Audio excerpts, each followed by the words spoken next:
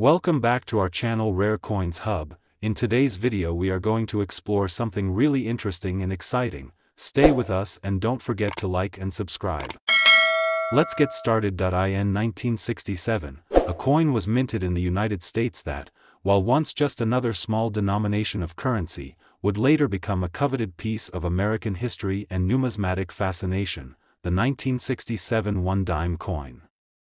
For most people, a dime is simply a coin that represents a small fraction of the dollar, often dismissed as a mere tool for transactions, found at the bottom of pockets or lost between the cushions of couches.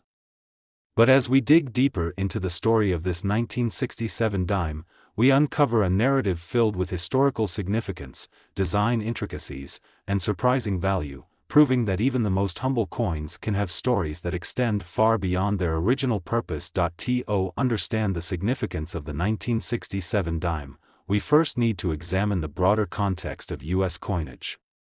The dime, which is 1/10 of a dollar, has been part of American currency since the Coinage Act of 1792, and over time, it has evolved in terms of design, material, and production methods. In 1967, the dime had already undergone several design changes, but it was still dominated by the same iconic image that had graced the coin for 2 decades, the portrait of Franklin D. Roosevelt, the 32nd President of the United States. Roosevelt's face had been chosen to appear on the dime as a tribute to his leadership during the Great Depression and World War II. The portrait was created by U.S. Mint engraver John R. Sinek and first introduced in 1946, shortly after Roosevelt's passing.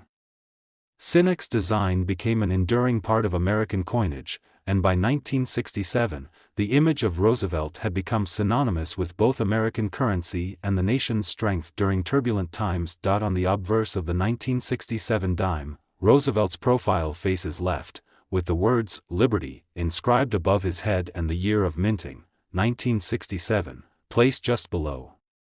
The coin also carries the phrase, "In God We Trust," and Roosevelt's iconic, dignified image. The reverse side of the coin, however, tells its own story. The reverse features a depiction of a torch, olive branch, and oak branch. These symbols represent liberty, peace, and strength, respectively. The design is simple yet profound, encapsulating the core values of the United States in one small piece of currency. Though the design of the dime remained relatively unchanged for decades, it was not without its subtle shifts and changes due to evolving minting techniques and societal contexts. The 1960s, in particular, were a time of great social and political upheaval, as the United States was embroiled in the civil rights movement, the Vietnam War, and a range of other challenges. The era was defined by rapid change, and the coinage of the time reflected the need for both stability and adaptation.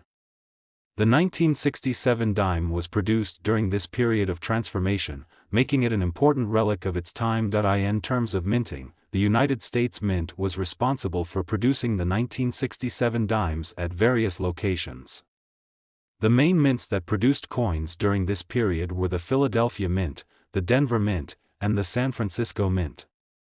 The Philadelphia Mint, in particular, produced the bulk of the 1967 dimes, and coins struck there did not feature a mint mark. Coins struck at the Denver Mint bore the D mint mark, while those produced at the San Francisco Mint carried an S mint mark. However, it's important to note that the production methods employed at the mint were undergoing significant changes during this time. In the mid-1960s, the U.S. Mint began to grapple with rising production costs and changing economic conditions. As a result, the mint shifted from using silver in coin production to using a more cost-effective copper-nickel alloy. The 1967 dime is significant because it marks the last year in which silver was used in the production of dimes before the U.S. Mint switched to this new composition. Silver dimes from this period are highly sought after by collectors, as they represent a unique moment in the history of U.S. coinage. As we turn our attention to the world of collectors and the value of the 1967 dime, we must first understand the role that grading plays in determining the worth of a coin. Coins are typically graded on a scale from 1 to 70, with 70 representing a perfect, flawless coin. The condition of a coin is one of the most important factors in determining its value, as coins that are in uncirculated or near-perfect condition are much rarer and more desirable than those that have been circulated and show signs of wear. A 1967 dime that has been preserved in mint condition can fetch a much higher price than a coin that has been through the rigors of daily use. While the 1967 dime was produced in large quantities, certain factors can increase the value of a particular coin. One key factor is the composition of the coin. As previously mentioned, 1967 marked the last year that silver was used in the production of dimes, making these silver coins more desirable to collectors who are seeking to acquire examples of silver-based currency. The U.S. Mint had already begun switching to the copper-nickel alloy in 1965, but 1967 remains a pivotal year in the transition. For collectors who specialize in silver coinage, the 1967 dime holds significant appeal due to its historical context and its place in the transition away from silver-based coins. Another factor that contributes to the value of the 1967 dime is its rarity. Most of the 1967 dimes were struck in large numbers and circulated widely. However, the most valuable examples of this coin are those that have survived in pristine, uncirculated condition or those that have been protected from the wear and tear of daily life. Dimes that have been carefully preserved for decades in excellent condition are much rarer and therefore more valuable. Coins that have been graded as MS-69 or MS-70 are considered to be in near-perfect condition and can fetch significantly higher prices at auction. In addition to its rarity and condition, certain errors in the minting process can also increase the value of the 1967 dime. One of the most sought-after errors is the double die error, which occurs when the coin's design is unintentionally struck more than once, causing a doubling effect on certain parts of the coin's design. These kinds of errors are relatively rare and can cause the coin to become a prized find for collectors, who are willing to pay a premium for such anomalies. In fact, dimes with such errors can often fetch far more than their face value. When it comes to the value of the 1967 dime, the most extreme examples are those that have been carefully preserved in perfect condition and those that feature minting errors. While most 1967 dimes are worth only their face value or a modest premium if in excellent condition, the rarest and most desirable examples can fetch astonishing prices. The most valuable 1967 dimes, those that are in pristine condition, free from any blemishes, or feature rare minting errors, can sell for tens of thousands of dollars. In one notable instance, a 1967 dime, in near-perfect condition, sold for an incredible $145,000 at auction. This particular coin, with its historical significance as a silver dime and its exceptional preservation, became a true treasure for its new owner. The sale of this dime serves as a reminder of the hidden value that can exist within even the most common coins. It also illustrates the power of the numismatic market, where rare and well-preserved coins can command astronomical prices, especially when they hold unique characteristics or represent significant moments in history. So, what makes the 1967 dime so special? It's a combination of its historical context, its place in the evolution of U.S. coinage, and its rarity in certain conditions. Whether it's a silver coin that marks the end of an era, a pristine example that has survived decades of circulation, or an error coin that has become a collector's dream, the 1967 dime offers something for everyone in the world of numismatics. The 1967 one-dime coin may have begun as just another piece of currency, part of the vast machine of the American economy. Yet, with time, it has become so much more, an artifact that tells the story of a country in transition, a collector's prize, and in some cases, a windfall worth hundreds of thousands of dollars. So, the next time you encounter a 1967 dime, take a moment to consider its potential value. It might just be more than you ever expected. In 1978, a seemingly ordinary coin was minted in the United States, the 1978 one dime. To the average person, a dime is just another small coin, a simple and familiar part of daily transactions.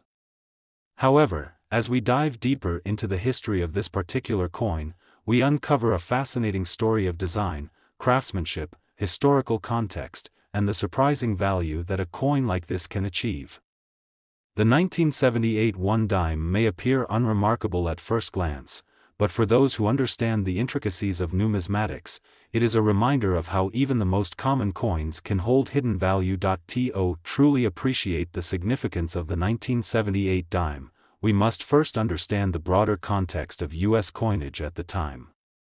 The dime, which has long been 1/10 of a dollar, has been a staple of American currency since the late 18th century. Over the years, it has gone through numerous changes in design, material, and production methods. By 1978, the U.S. Mint had already transitioned away from the use of silver in its everyday coins, a decision that was made in the mid-1960s due to rising costs and the increasing demand for the precious metal. The 1978 dime, like the ones produced in the years following the shift away from silver, was made of a copper-nickel clad composition. While this alloy may not have the same intrinsic value as silver, it still produced a durable, long-lasting coin that would continue to circulate for decades. By the time the 1978 dime was minted, the design featuring the portrait of Franklin D. Roosevelt, the 32nd President of the United States, was already firmly established. This design, introduced in 1946, had become synonymous with the dime, and it would remain on the coin for decades to come. The design of the 1978 dime, like all dimes produced since 1946, features Roosevelt's profile on the obverse, facing left. This portrait was crafted by U.S. Mint engraver John R. Sinek, and it was chosen as a tribute to Roosevelt's leadership during the Great Depression and World War II. Roosevelt's face was selected not only for his enduring legacy but also because of the symbolism that his image represented: strength, resilience, and hope during one of the most challenging periods in U.S. history. Above Roosevelt's portrait on the 1978 dime are the words, "Liberty," and just below, we see the year, 1978. To the left of Roosevelt's face is the inscription, "In God We Trust," a reminder of the nation's founding principles. Surrounding Roosevelt's image are the unmistakable elements of the coin's design, which have remained largely unchanged for decades. On the reverse side of the coin, we see the familiar imagery of a torch, an olive branch, and an oak branch. These symbols represent liberty, peace, and strength, respectively. This design, also created by Sinek, was intended to complement Roosevelt's portrait and reinforce the values that the United States holds dear. The torch, as a symbol of freedom, has been a constant in American coinage for over 2 centuries, and the olive and oak branches add layers of meaning, highlighting the themes of peace and endurance. While the design of the 1978 dime was consistent with previous years, the coin's production was influenced by the state of the U.S. economy and the minting processes in place at the time. The 1970s were a time of economic turbulence, with inflation, energy crises, and rising production costs affecting everything from the price of consumer goods to the cost of producing coins. The U.S. Mint was under pressure to produce coins that could meet the demands of a growing economy while keeping costs down.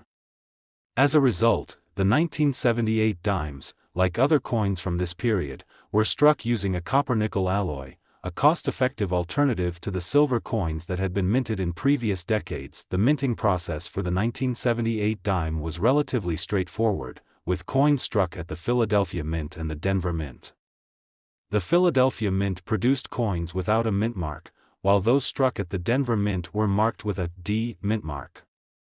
Additionally, proof dimes, which are specially struck coins intended for collectors, were produced at the San Francisco Mint, marked with an S mint mark. These distinctions are important for collectors, as they allow them to trace the origin of the coins and determine their rarity. But what makes the 1978 dime particularly interesting is the way it has been received in the world of coin collecting. For many years, dimes from this era were viewed as relatively common and of little significance to most collectors. After all, the 1978 dime was produced in large numbers and was not composed of any precious metals like gold or silver. Yet, over time, the value of certain 1978 dimes has soared, thanks to factors such as rarity, condition, and even minting errors. One of the key factors that can make a 1978 dime more valuable is its condition. Coins are graded on a scale from 1 to 70, with 70 being a perfect coin. A coin's grade is determined by its overall appearance, including the sharpness of the design, the presence of any scratches, and the overall wear and tear. The more pristine the coin, the higher its grade and, therefore, the more valuable it is. The 1978 dime, like many coins from this era, can be found in various grades, with coins that are in uncirculated condition, often graded as MS-60 or higher, commanding a premium price. For example, a 1978 dime in perfect condition, free from scratches, blemishes, and wear, can be worth several $100s.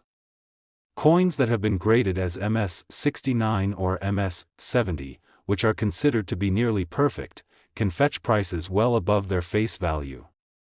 These pristine examples of the 1978 dime are highly sought after by collectors, as they are rare and represent the pinnacle of coin preservation. In addition to condition, certain minting errors can also contribute to the value of the 1978 dime. Errors, such as off-center strikes or double die impressions, can make a coin more unique and desirable to collectors. These errors occur during the minting process, when a mistake is made that results in a coin that is slightly different from the intended design.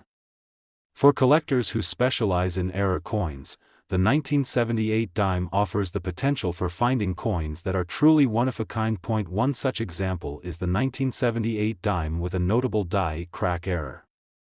This coin was struck with a crack in the die, which caused a distinctive line to appear on the surface of the coin. Die cracks are a result of wear on the minting dies, and coins with this type of error are highly valued by collectors who are looking to add unique pieces to their collections. In some cases, these error coins can be worth thousands of dollars, far exceeding their face value. However, it is not just coins with errors or in perfect condition that can command high prices. The overall rarity of a particular coin can also influence its value. Even a coin in relatively good condition, but with a low mintage or limited availability, can be highly sought after.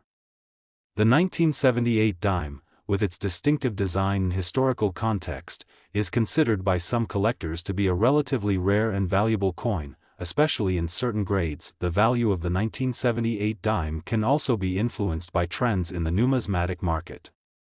As with any collectible, the value of coins can fluctuate over time based on supply and demand, as well as shifts in the broader economy.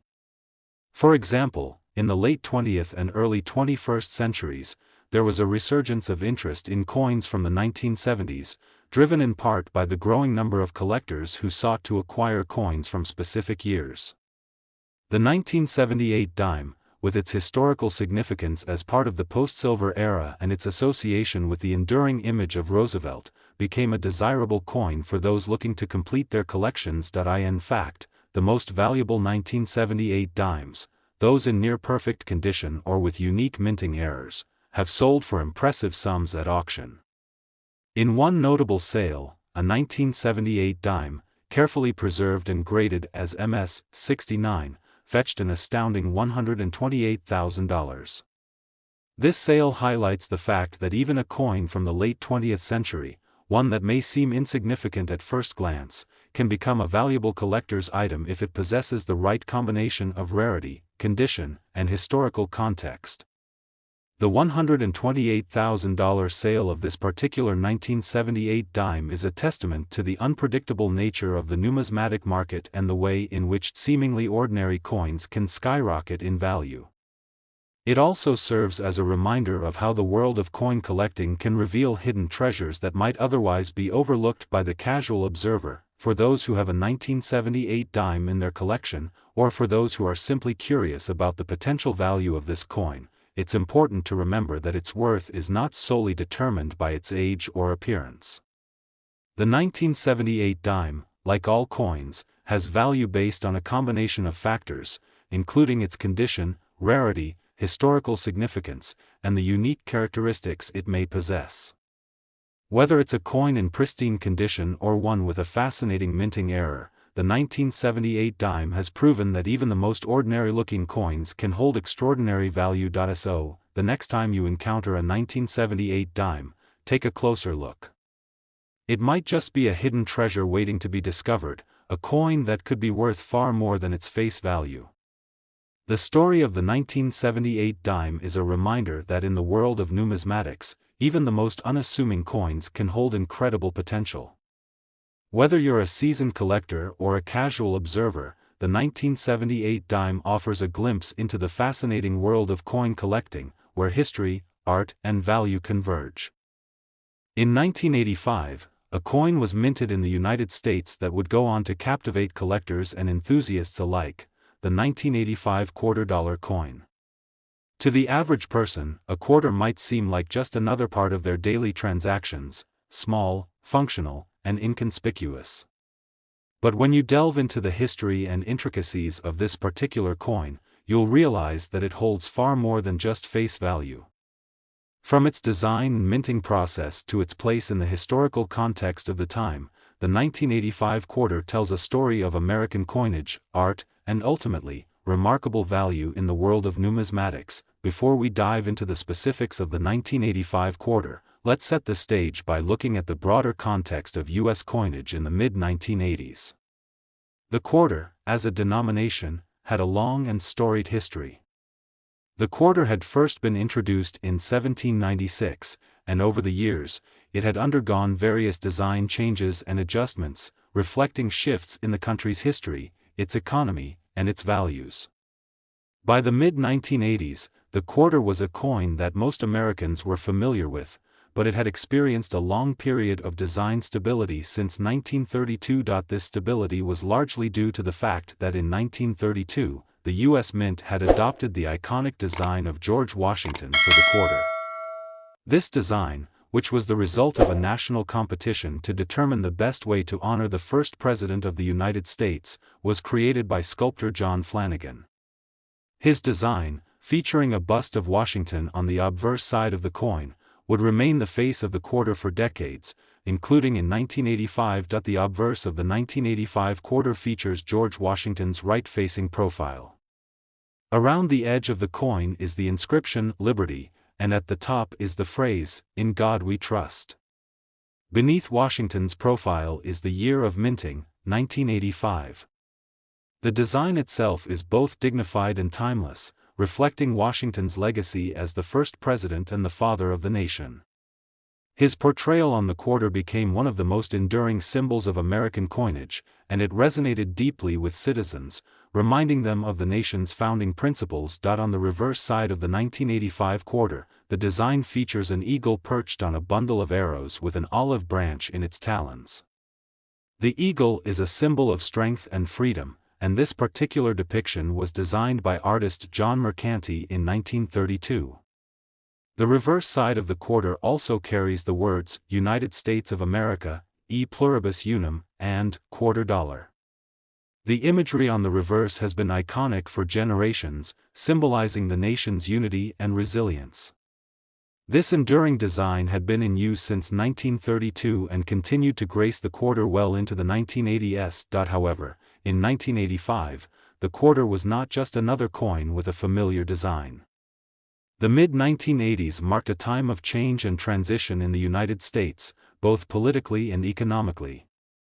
The country was in the midst of the Reagan administration, a time of economic growth, deregulation, and a renewed sense of American pride.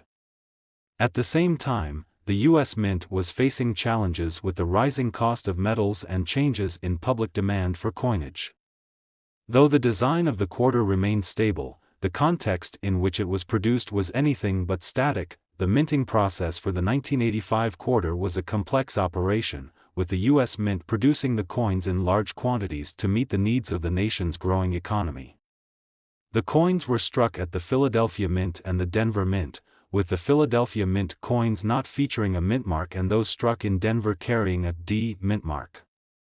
In addition to the regular circulating coins, the San Francisco Mint produced proof versions of the 1985 quarter, which were specially struck coins intended for collectors and were marked with an S mint mark. The 1985 quarter, like other quarters from this period, was composed of an alloy of cupronickel, a combination of copper and nickel.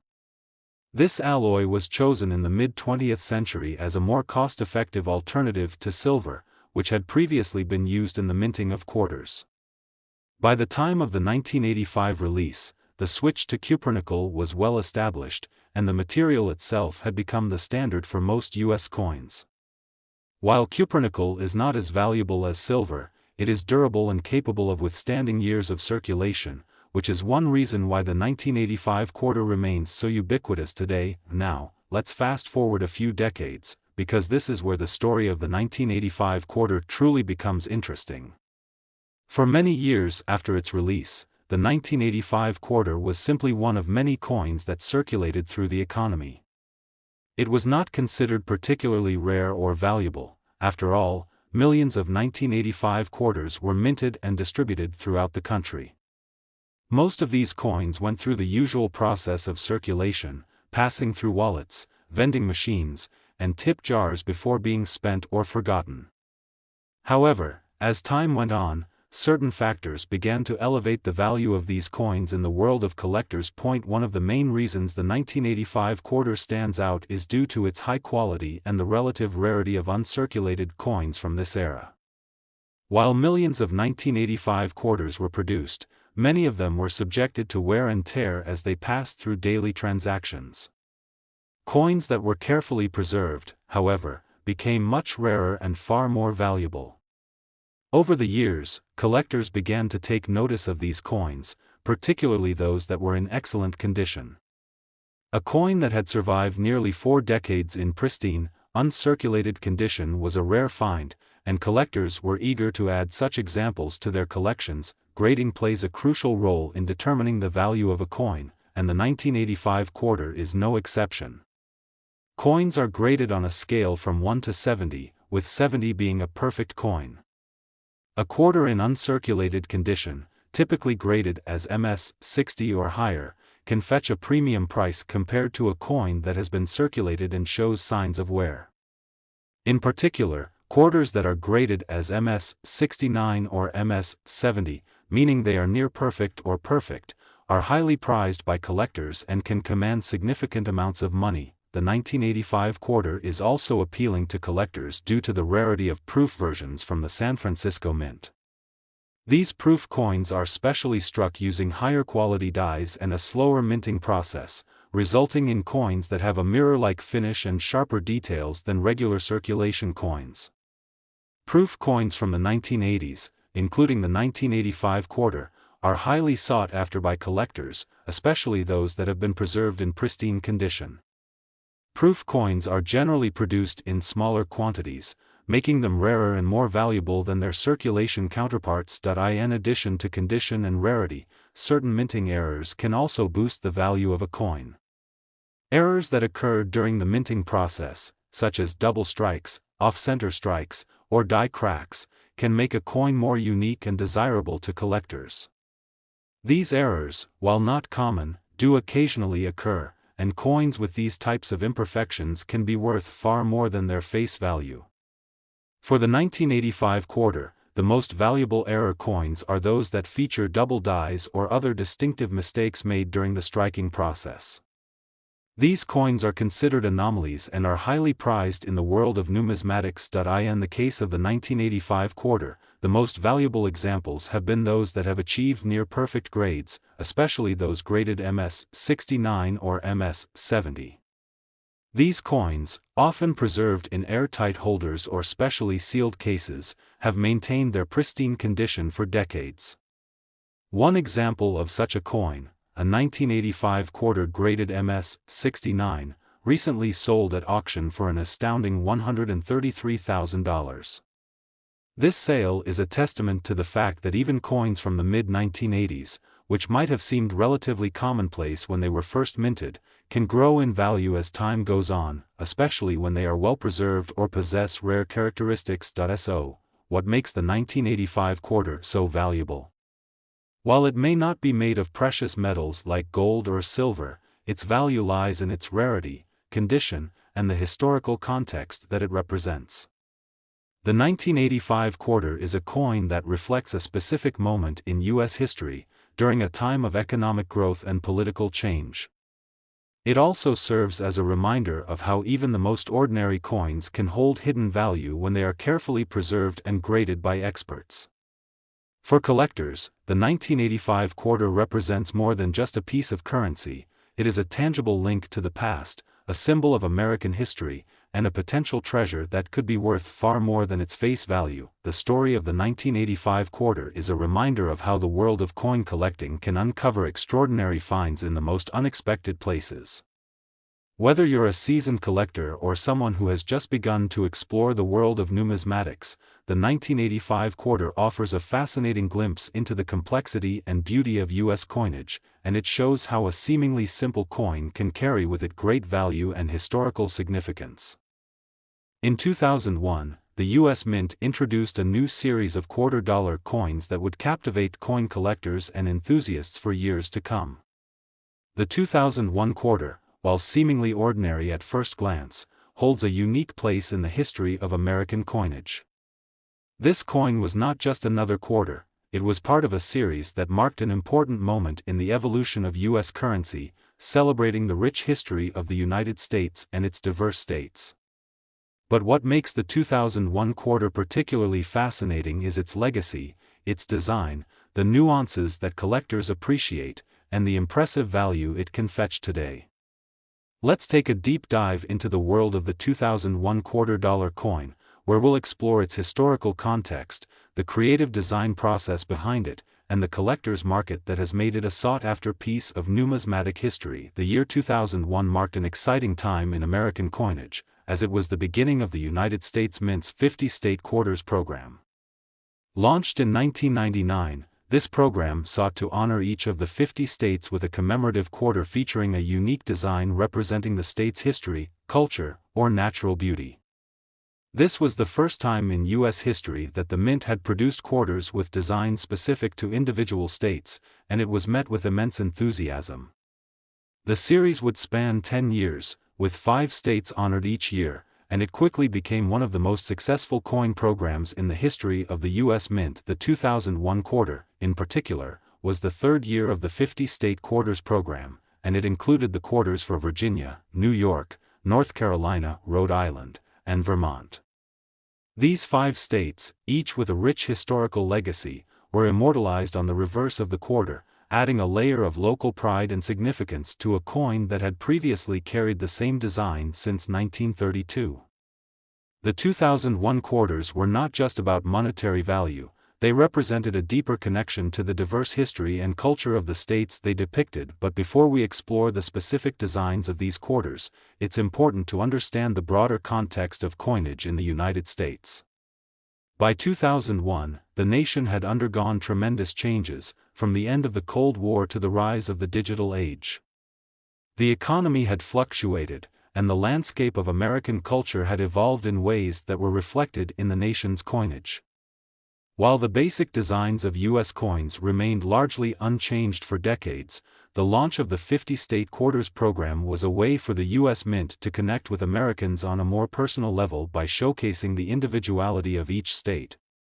The 2001 quarter designs were created by a team of U.S. Mint engravers and artists who worked with representatives from the respective states to bring their visions to life.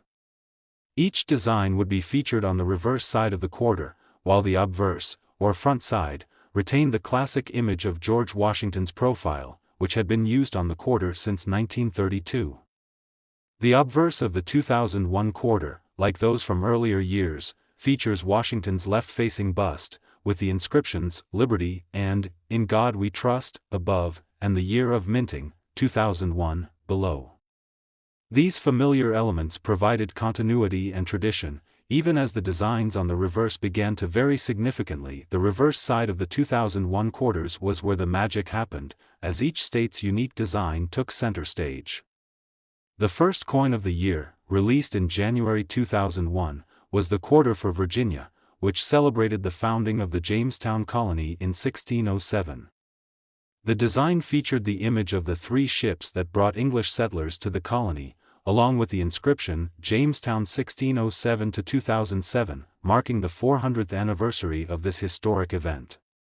This quarter represented the Commonwealth of Virginia's deep connection to the early history of the United States and its role as the site of the nation's first permanent English settlement. Next, in March 2001, came the New York quarter. New York, with its iconic landmarks and rich history, was represented by the design of an image that featured the state's nickname, the Empire State, with an outline of the state and the Statue of Liberty, a symbol of freedom and democracy that had welcomed immigrants to America for over a century.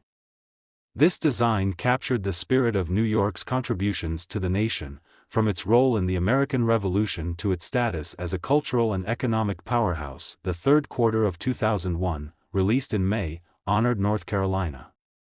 The design for this quarter depicted the Wright brothers' first flight at Kitty Hawk, commemorating the groundbreaking achievement in aviation history.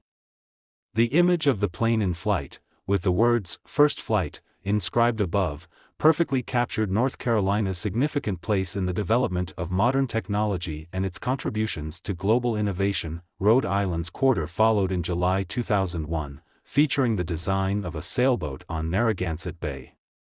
This design highlighted Rhode Island's maritime heritage and its pivotal role in American history, particularly during the colonial period. The sailboat also symbolized Rhode Island's spirit of independence and its position as the first of the original 13 colonies to renounce British rule. Finally, the 2001 quarter series concluded with the release of the Vermont quarter in September. Vermont's design celebrated the state's natural beauty, with an image of a dairy cow and rolling hills, symbolizing the state's rich agricultural tradition. The Vermont quarter was a tribute to the state's rural lifestyle and its deep connection to farming and the land. These 2001 state quarters were not just representations of individual states, they were a reflection of the country's diversity, its history, and the values that Americans hold dear. The 50 state quarters program became a cultural phenomenon, with people eagerly collecting the coins as they were released, often hoarding them in special albums or even turning them into commemorative displays. As a result, the 2001 quarters, while still in circulation, began to be seen as valuable collectibles. The 2001 quarter dollars were minted in large quantities to meet the demands of the public. As with all U.S. coins, they were produced at the Philadelphia Mint and the Denver Mint, with the quarters struck at Philadelphia lacking a mint mark and those struck at Denver bearing a D mint mark. Additionally, proof coins were minted at the San Francisco Mint, marked with an S mint mark. These proof coins, with their polished surfaces and high-quality finishes, were particularly appealing to collectors and would become some of the most coveted pieces in the 50 state quarters collection. While most of the 2001 quarters were produced for circulation, certain rarities would later emerge in the world of coin collecting. The value of these coins would depend on various factors, including the condition of the coins, the presence of any errors, and the overall demand in the numismatic market. As time went on, the demand for high-quality 2001 quarters began to increase, particularly for those in pristine condition or those that had been struck with unusual features. One of the primary factors that determines the value of any coin is its condition. Coins are graded on a scale from 1 to 70, with 70 being a perfect coin. A coin's grade takes into account factors like wear, scratches, and the clarity of the design. The highest grade coins, those in mint state and showing little to no signs of circulation, are the ones that tend to fetch the most money. A 2001 quarter that has been preserved in perfect condition, without any visible scratches, marks, or signs of wear, is considered highly valuable to collectors. The 2001 quarters that have achieved the highest grades, particularly those graded as MS 69 or MS 70, are some of the most sought-after coins in the market. These coins, which are often carefully preserved and stored in protective holders, are rare and represent the pinnacle of coin preservation. In fact, a pristine 2001 quarter in MS 70 condition can fetch an impressive amount at auction, sometimes reaching values well above their face value. In addition to condition, certain error coins also contribute to the appeal of the 2001 quarter. Minting errors, such as double strikes, off-center strikes, or die cracks, can make a coin more valuable because they are considered anomalies. These errors occur during the minting process and result in coins that deviate from the intended design. Collectors prize these errors for their rarity and the uniqueness they bring to a collection.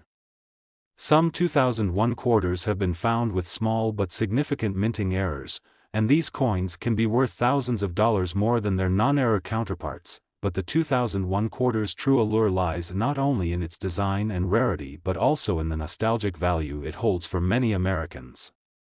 As part of the 50-state quarters program, these coins represent a collective cultural experience. They were introduced during a time when Americans were reflecting on the country's history and identity, and they allowed people to connect with their own state pride in a way that had never been done before. The 2001 quarters are reminders of this unique period in American history and the ways in which coinage can be a tangible expression of national identity.